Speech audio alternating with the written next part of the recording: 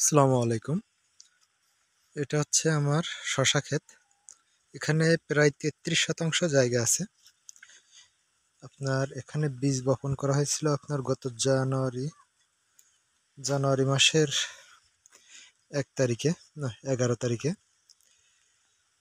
তো বীজ জার্মিনেশন হতে এভারেজে প্রায় আপনার 3 থেকে 5 দিন পর্যন্ত সময় নিছিল। এখন বর্তমানে আহ, এক- আজকের তারিখ হচ্ছে আপনার 6 তারিখ, ফেব্রুয়ারি মাসের 6 তারিখ। তো এভারেজে প্রায় 25 থেকে 26 দিন বয়স হয়ে গেছে। তো বর্তমান পরিস্থিতি আমার দেখেন, গাছ কিছুটা আপ ডাউন আছে। আহ, কিছু কিছু গাছ বেশ ভালোই গ্রোথ, অনেক বড় হয়েছে দেখেন। আবার কিছু কিছু গাছ আপনার 2 পাতা 3 পাতা করে হয়েছে। এই দেখেন, আপনার এটা হচ্ছে কাঞ্চন জাতের শশা। এই দেখেন আপনার এগুলো জালি চলে আসছে, আলহামদুলিল্লাহ খুব ভালো অবস্থা। তো আমি আমার শশা গাছে সবার প্রথমে আপনার যেটা স্প্রে করছিলাম, যে স্প্রেটা মেনটেন করছিলাম সেটা হচ্ছে আপনার ম্যানসার। 2 পাতা প্রথম বের হলে আপনার 5 দিনের মাথায় আমি শুধুমাত্র ম্যানসার স্প্রে করছিলাম। ম্যানসার স্প্রে করার আরও 4 দিন পরে আমি ম্যানসারটা দিছিলাম আপনার 2 গ্রাম হারে। ম্যানসারটা স্প্রে করছিলাম আপনার 2 গ্রাম হারে। তারপরে ওইটার 5 দিন পরে আপনার স্প্রে করছিলাম আবার সেই ম্যানসার 2 গ্রাম হারে, এবং সাসপেন্ড স্প্রে করছিলাম আপনার 16 লিটার পানিতে আপনার 10 গ্রাম। একটু ডোজটা কমই দিছিলাম, কারণ হচ্ছে আমি ওই স্প্রেটা খুবই সেন্সিটিভভাবে নিছি। কারণ হচ্ছে আপনার বারবার করে স্প্রে করব, কিন্তু যদি অতিরিক্ত ডোজ পড়ে যায় আপনার, সেক্ষেত্রে গাছ অনেক সময় পড়ে যায় বা সমস্যা হয়। এখন বর্তমানে একটা সমস্যা দেখা যাচ্ছে, এই যে দেখেন, লিপ মাইনার বলে এটা। আপনার এই যে ম্যাপের মতো পোকা, এটা একটা পোকা এসে আপনার এখানে ডিম পেড়ে দেয়। এই ডিমটা দেখেন এখানে আমার নখের দিকে খেয়াল করেন, একদম নখের মধ্যে হালকা হলুদ মতন দেখেন। এই যে এখানে আপনার এই হচ্ছে এই সেই কীড়াটা, এই কীড়াটা যেভাবে চলে সেখানে সেইভাবে এটা দাগ হয়ে যায়। আচ্ছা, এভাবে দাগ হয়ে যায়। এটা আপনার সাধারণত আলিকা স্প্রে করলে খুব ভালো কাজ করে, অথবা আপনার অ্যাবামেকটিন বেনজয়েড গ্রুপের একটা কীটনাশক দিলে খুব ভালো কাজ হয়। আচ্ছা, আমি যাই হোক, হ্যাঁ, দ্বিতীয় স্প্রে দিছিলাম হচ্ছে ম্যানসার এবং সাসপেন্ড অ্যামামেকটিন বেনজয়েড গ্রুপের। তারপরে তার 5 দিন পরে আমি স্প্রে করছি হচ্ছে আপনার ডাউনি মিল্ডিউ যাতে না হয় তার জন্য আমি একটু স্প্রে করছিলাম আচ্ছা ক্যাব্রিওটপ। হ্যাঁ, ক্যাব্রিওটপ স্প্রে করছিলাম। ক্যাব্রিওটপটা আপনার দিছিলাম 2 গ্রাম হারে, 2 গ্রাম হারে স্প্রে করে দিছিলাম। আর সঙ্গে দিছিলাম আপনার একটা, সঙ্গে আরেকটু হলো সাসপেন্ড দিছিলাম। মোটামুটি 3টা স্প্রে দেওয়ার পরে আপনার এইভাবে শেষ করছি। আচ্ছা, এই যে দেখেন এখানে এই যে যে কীড়ার কথা বলছিলাম লিপ মাইনারে, সেই কীড়াটা আপনাদের এই যে দেখেন স্পষ্ট এখন দেখতে পাবেন। কোনো সময় দেখছেন কিনা জানি না। এই যে দেখেন আমার নখের উপরে দেখেন হালকা হলুদ মতন দেখেন একটা কীড়া দেখা যাচ্ছে। এটা হচ্ছে আপনার লিপ মাইনার। এই যে আচ্ছা, এটা হচ্ছে আপনার তৃতীয়, যাই হোক উপসংগবাদ। তৃতীয় স্প্রে আমি এইভাবে দেওয়ার পরে চতুর্থ স্প্রে করছি হচ্ছে গতকালকে গেছে হচ্ছে আপনার 5 তারিখ, ফেব্রুয়ারি মাসের 5 তারিখ। তো ফেব্রুয়ারি মাসের 5 তারিখে আমি স্প্রে দিছি হচ্ছে অ্যান্ট্রাকল। এটা হলো বায়ার কোম্পানির অ্যান্ট্রাকল দিছিলাম, এটা 2 গ্রাম হারে।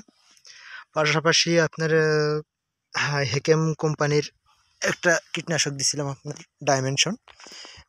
ডাইমেনশনটা হচ্ছে, ও সরি, আপনার অ্যান্ট্রাকলটা আগে বলিনি। অ্যান্ট্রাকল হচ্ছে আপনার প্রোপিনেপ গ্রুপের এটা আপনার গাছে দিলে আপনার মোটামুটি খুব ভালো কাজ করে, এবং এটাতে জিঙ্কের উপস্থিতি আছে, যাতে করে মনে করেন যে গাছ যদি কিছুটা ফ্যাকাশে হয়ে যায় তো আপনার গাছটা বেশ সবুজ হয়ে যাবে। আচ্ছা, এটা গেল। এবারে আপনার তারপরে দিছিলাম হচ্ছে হেকেম কোম্পানির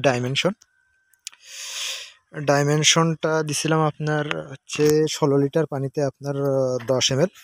ডোজটা খুবই সূক্ষ্ম মাত্রায় ব্যবহার করি, কারণ ডোজটা যদি এদিক ওদিক হয়ে যায় গাছটা আপনার পুড়ে যাওয়ার একটা মারাত্মক চান্স থাকে। তার জন্য আর কি আমি ডোজটা খুবই করে সেন্সিটিভভাবে নিই। আচ্ছা, আরেকটা বিষয় হচ্ছে আপনাদের আজকে তো দেখাই, সেটা হচ্ছে গাছ যখন একটু বুড়ো হয়ে যাবে, গাছগুলো বুড়ো হলে আপনার এই যে দেখেন এইসব জায়গায় থেকে আপনার যে ব্রাঞ্চগুলো বের হয়, এই একটা ব্রাঞ্চ, এই একটা ব্রাঞ্চ, 3 পাতা পর্যন্ত যতগুলো ব্রাঞ্চ এবং স্ত্রী ফুল আসবে সবগুলো ভেঙে দেওয়া ভালো। এতে করে মনে করেন যে লংজিভিটি অনেকটা বৃদ্ধি পায়, গাছ দীর্ঘদিন ধরে ফল দেয়। আমার এই যে গাছগুলো দেখছেন, এটা হচ্ছে আপনার গ্রিন বিউটি, 20 পাতা কোম্পানির গ্রিন বিউটি। পাশাপাশি আমার এখানে হচ্ছে কাঞ্চন আছে, গ্রিন বিউটি আছে এবং কাঞ্চন প্লাস আছে। তো আলহামদুলিল্লাহ আশা অনুরূপ যথেষ্ট গ্রোথ আছে। বাকিটা আল্লাহ ভরসা। আমি আগামীকালকেই আপনার ড্রেনেজ আপনার একটু পানি দিব এবং সার দিব। এতে আপনার দেওয়ার পরপরই আমি আবার করব, আপনার দেওয়ার পরপরই আপনার মাছার কাজ শুরু করে দিব, কারণ এটা আমি এই প্যাটার্নে মাছা করব। আচ্ছা, যে বিষয়টা আপনাদের দেখাচ্ছিলাম, এই যে ব্রাঞ্চগুলো না রাখাই ভালো। এই যে দেখেন ছোট ছোট যে ব্রাঞ্চগুলো হচ্ছে, এই যে এই ব্রাঞ্চগুলো আপনার ভেঙে দেওয়া ভালো। এই যে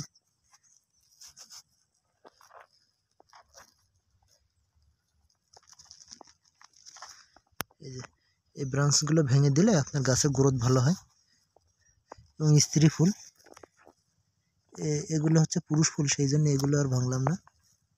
পুরুষ ফুলটা আপনার খুবই প্রয়োজন, তবে স্ত্রী ফুল থাকলে এই যে 1 2 3 পাতা পর্যন্ত না রাখাই উত্তম। এতে করে গাছের লংজিভিটি অনেক বৃদ্ধি পায়। এই যে দেখেন,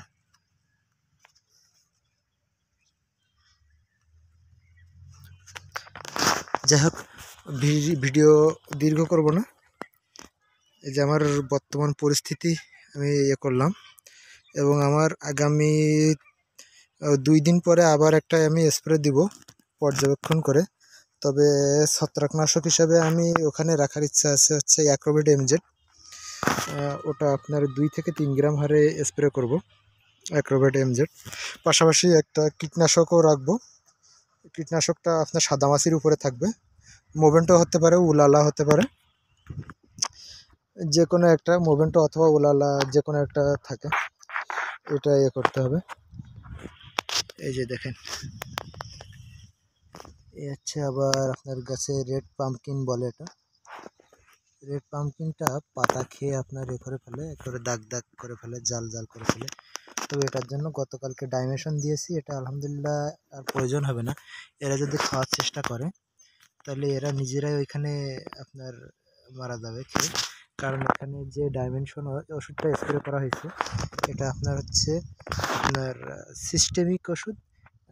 এটা আপনার ভিতরেও মানে পাকস্থলীয় ক্রিয়া, এটা যদি স্পর্শ করে তাও মারা যাবে। যদি মনে করেন যে এই এই ফসলটাও খায় তাহলে সেক্ষেত্রেও মারা যাবে, এই ধরনের ওষুধ ডাইমেনশনটা।